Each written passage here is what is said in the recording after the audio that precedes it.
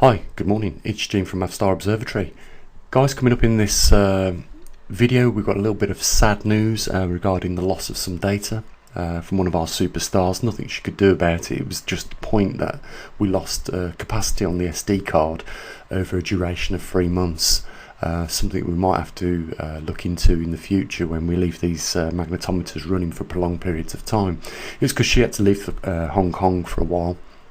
But she's back now. I believe the SD card has been reset, formatted, and it's back in the magnetometer, so we'll be picking up data as we speak right now.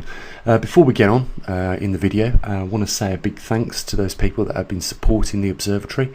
We've had a little bit more support than what we've had over the last 2 months this week.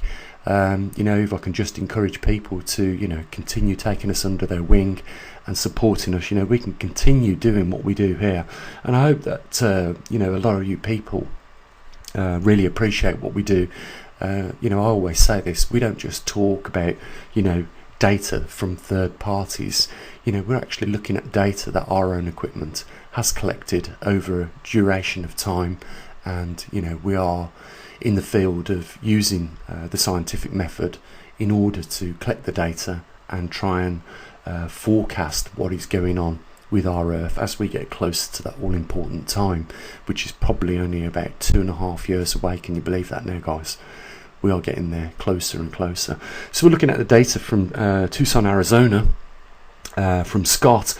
He's told me that the reason why there is probably a little anomaly in the middle of the data, as you can see, is probably because he's been doing a bit of work around the region of where the magnetometer is set, so that could explain that. But in general, when you look at the bulk of the data that's not interrupted, things are continuing as normal when you go back over the archive and have a look at the data. So no specific upticks or downticks for that matter in the data that we're getting out of Arizona.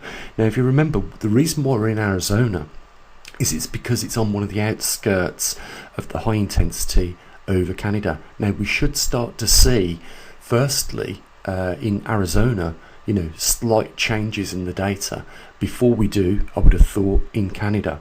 But both these two regions are monitoring the same intensity, only Arizona is a lot further south than where Canada is, almost there in the epicenter.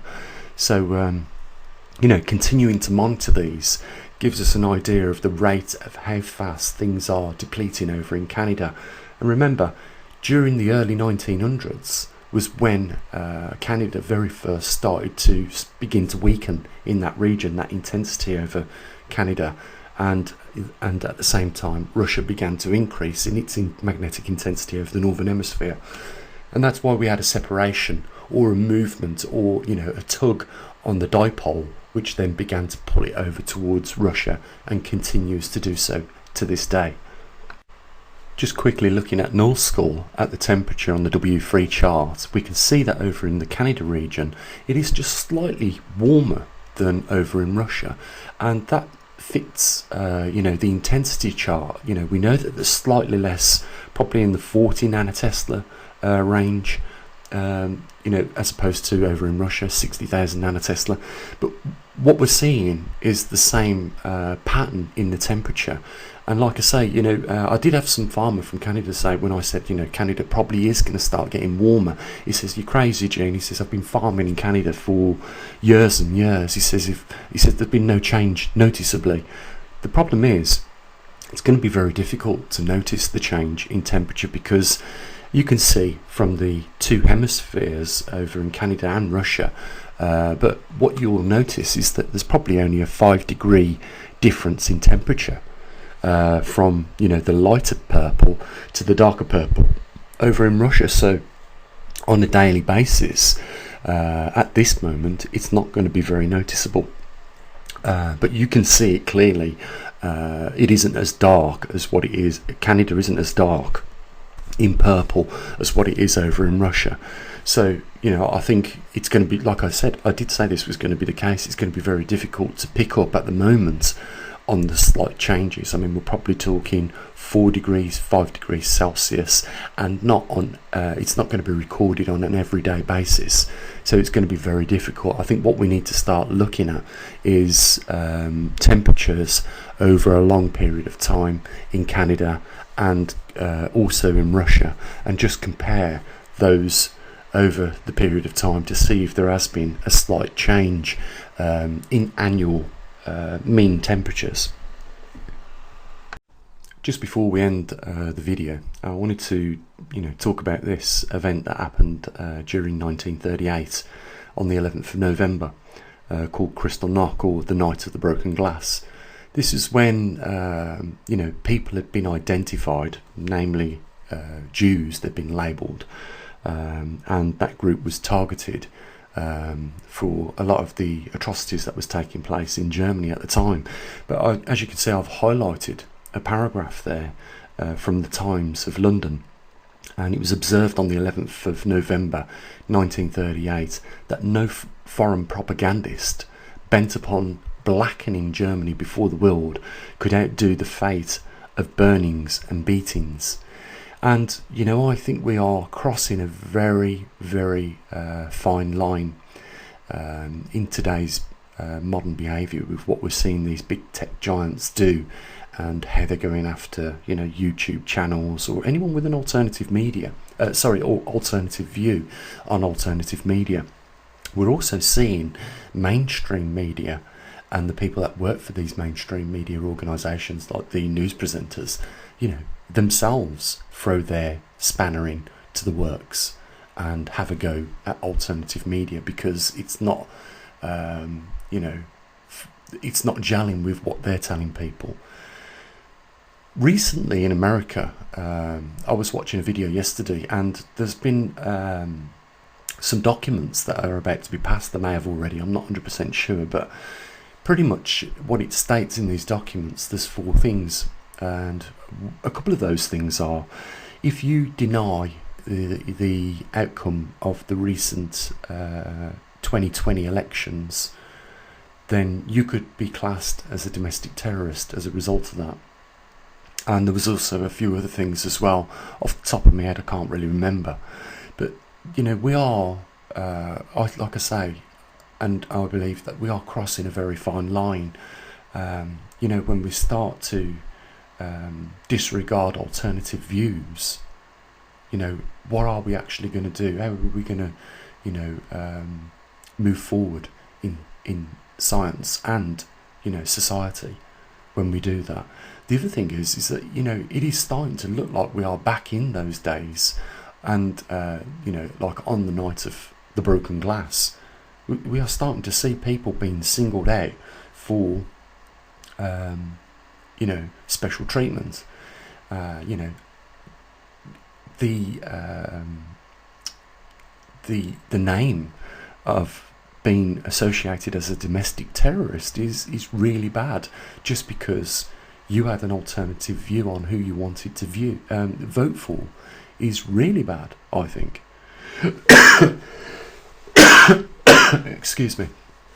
Another one of those labels was if you deny COVID-19. I just thought, I just remembered that as I was coughing then just. But, this is what we're dealing with. We are seeing actively YouTube accounts being shut down, Twitter accounts, and one of those Twitter accounts was the President of the United States at the time that was still in power, one of the most powerfulest people in the world, had his Twitter account shut down by one of these tech giants. Can you believe that? This is shocking times we're all in. I think you will agree. We are being forced to wear masks that don't protect us completely, and if we don't, we're fined. No one wants to give out their hard-earned cash over just something as silly as not wearing a mask. It's easier to put the mask on, even though you don't agree with it, to go into the shop and not get a fine for doing that, than it is to not wear the mask and get a fine. This is the world that we are walking ourselves into. And you can see why some people say this is history repeating itself, albeit, you know, it's not the label of Jews that are being attacked in today's modern times. It is nevertheless still a label, and that label is domestic terrorist. And pretty much, if you don't agree with, you know, the Western and modern world governments, you are considered a domestic terrorist. You know, I think it's a very fine line when you start infringing on freedoms of speech, freedoms of information, and shutting people up because they've got alternative views. I think, you know, when you start crossing that line, you know, it's easy to relate to times in our history like Crystal Knock, and say to yourself, how close are we then from actually seeing people being dragged out the house and beaten? I think there was a case in America yesterday where a young lad had a YouTube channel and was arrested by the FBI for what he was talking about. Not sure what that it was that he was talking about, but you know, there you are. Guys, I thought I'd leave you with those thoughts. You know, these are the times that we seem to be walking into. If I could just mention the link down there in the description if you want to help support what we do here at the observatory. It is our primary objective here to give information on the pole shift news, but also, you know, I think it's necessary to talk about, you know, these modern issues and just express a little caution with regards to what we are witnessing today. There's also a link on the website which is rarely pressed. If you want to donate over there, you can do. And the only other thing to say is, you know, guys, you enjoy the rest of your day, spend it with your loved ones, and take care of them. And I'll say what I usually do, as always, bye for now.